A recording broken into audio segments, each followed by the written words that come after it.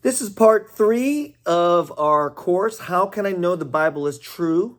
Each part is offering an answer.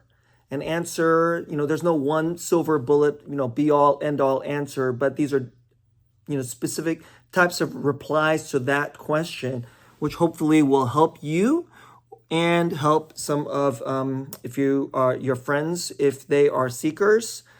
So this class is especially intended to help people who are seekers and doubters, or if you're a Christian who has questions, okay? So, which is like most people these days, okay? So the answer today is, we're talking about the power of the Bible. Most people who, if you have not grown up believing in the Bible or even reading the Bible, a lot of people say, I believe in the Bible. They actually never read the Bible and started like seeing what's actually in it. What they don't know is the Bible is incredibly a powerful book. And it doesn't take much to experience that power. And so this is, I'm going to talk about the power of the Bible in future parts. But today, the power of the Bible that I want to emphasize is the inward knowledge of God. Human beings, this is strange that the Bible teaches that you actually have a knowledge of God, the knowledge, or I would say a knowing. So even before you were a Christian, you knew of God. You had a knowing of God. Even young children, that's why you don't actually have to convince children there's a God. You know that? Because they already know inside.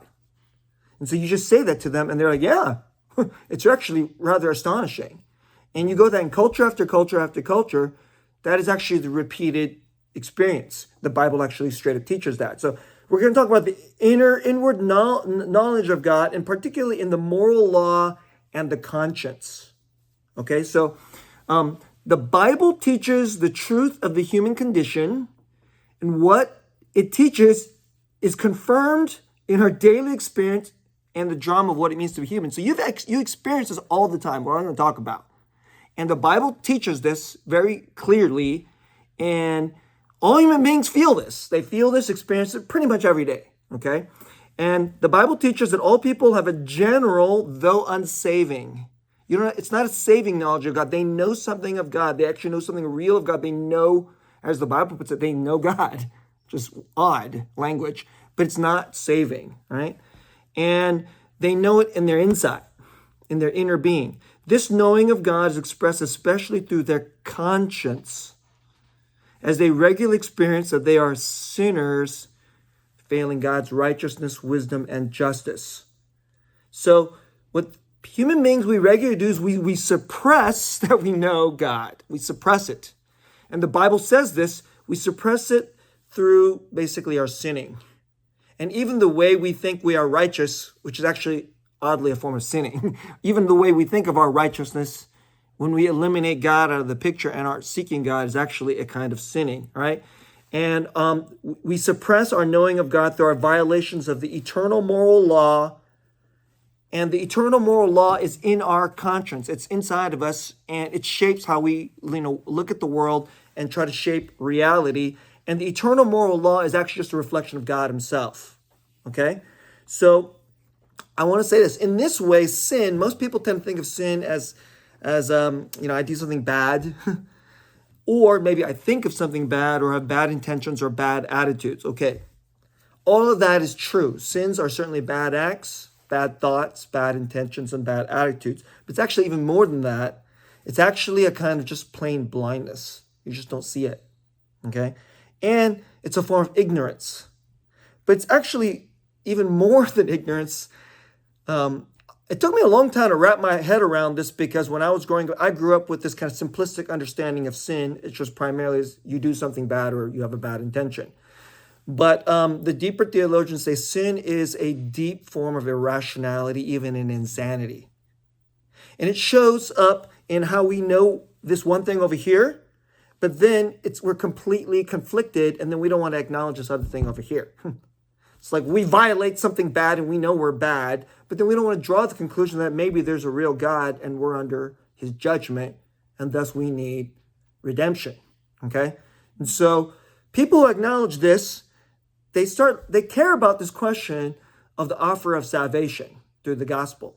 People who know that they're bad people, which is anyone who's really honest, but then they suppress this part, this need for redemption, this need for forgiveness. That's part of the insanity, okay? And when human beings do that, and it's just completely normal how we do that, and even Christians do that. What I mean by that is, so a person becomes a born-again Christian, you point out something to them in their life, let's just say it's just a glaring, obvious problem. And it's a glaring, obvious problem that they're in, it's denial. I think that's the modern word we like to use. They're in denial of something bad that they're doing or a bad attitude that they have. It might, even the closest people who know them the best, like their husband or their wife, their moms and that, like everybody knows it around them, but they suppress that, right? And then deep down, they get depressed or angry at themselves because they actually know. So they actually have, it's kind of insanity about what they know about themselves.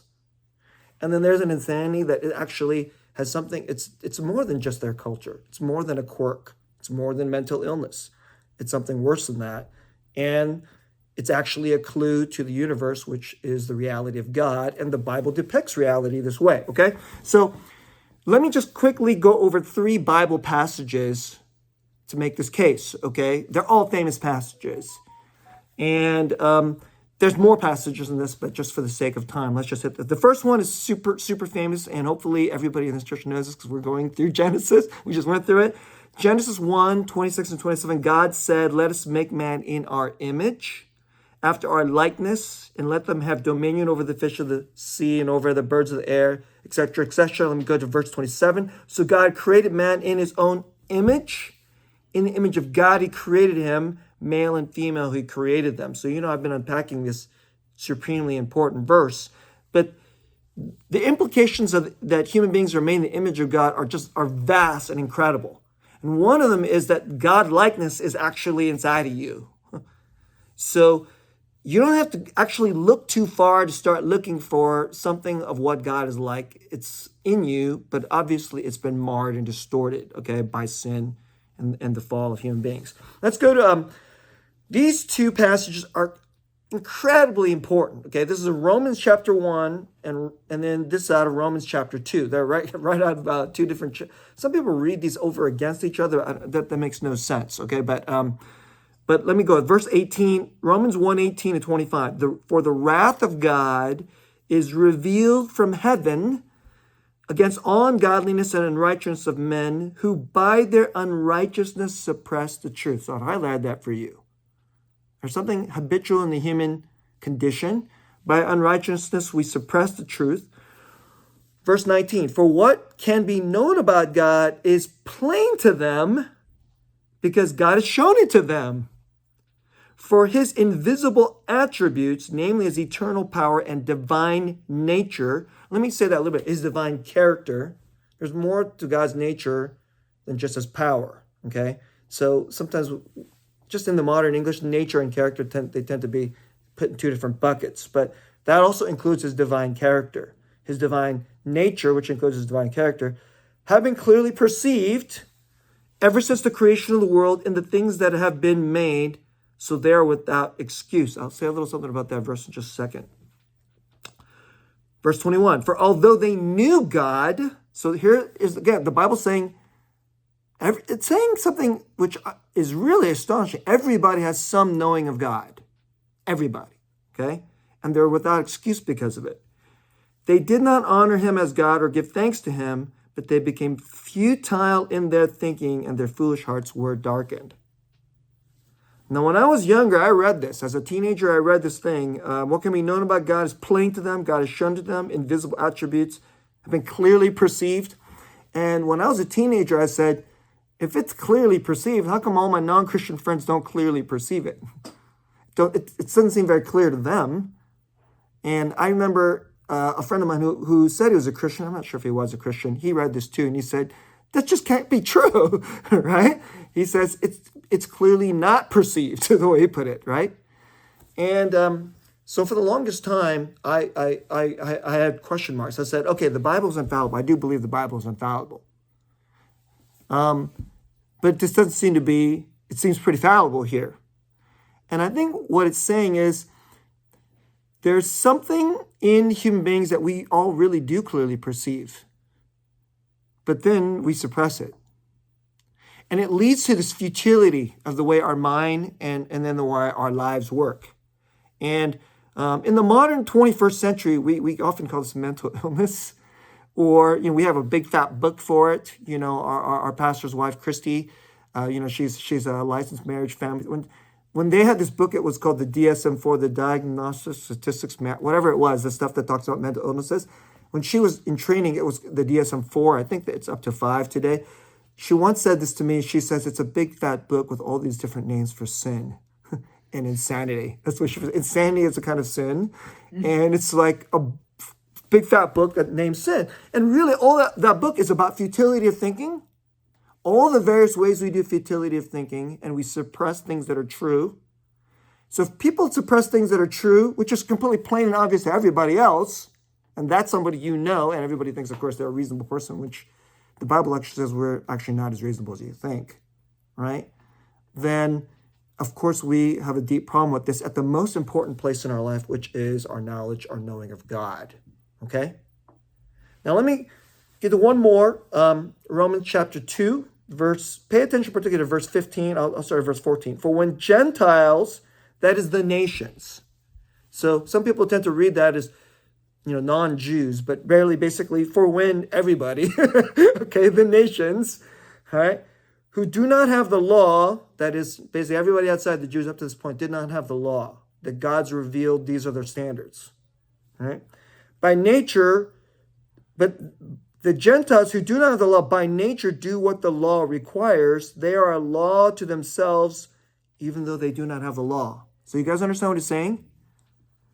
You can meet people who don't know anything about the Bible. They know nothing about the God of the Bible. They don't know about the Trinity. They don't know about Jesus.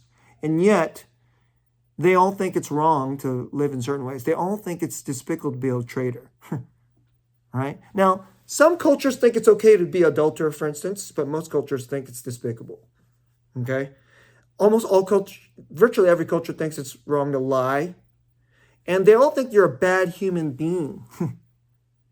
So the 21st century notion that we all just came out of some kind of primordial soup and evolved into this thing, and then somehow then we have to invent this thing called right and wrong, morality.